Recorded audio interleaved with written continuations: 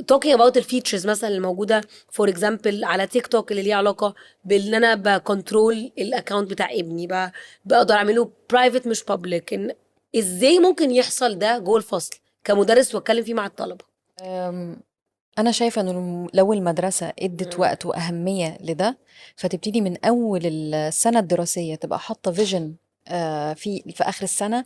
أنا عايزة كل طالب عندي في المدرسة دي يبقى فاهم وواعي بده. ايوه فبناء عليه هحط خطة إن أنا المدرسين بتوعي هدربهم وافهمهم صح ووعيهم spread the awareness about online safety، وايه الفيتشرز اللي موجوده في السوشيال ميديا اقدر صح ان انا انفذها واستخدمها علشان احافظ على الامان طفلي على يس السوشيال ميديا. مظبوط. فالمدرسين يبقوا واعيين بحاجه زي كده، وكمان فورش وتدريبيه للمدرسين على ده، وتجميع برضو للاهالي ان هم يدوهم محاضرات توعويه عن